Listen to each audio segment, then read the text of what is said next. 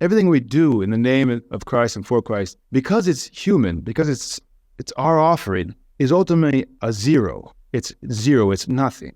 But my offering might be so much that we could say it's 1-0, whereas your offering could be 2 and 3 and 4. And then there are people like Elder Paisius of Manathus who offered so much love and had so much philotimo, so much sacrifice and love for Christ.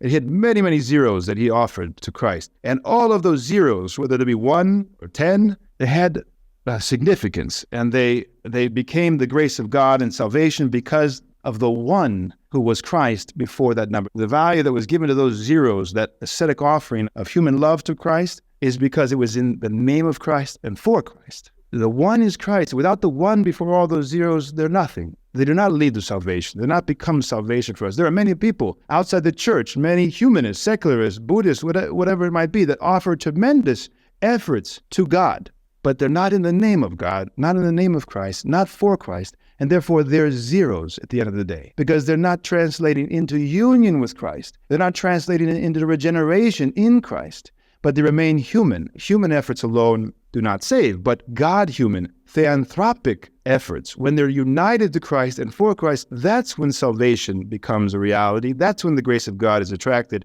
and lived, and that's when our actions take on eternal significance.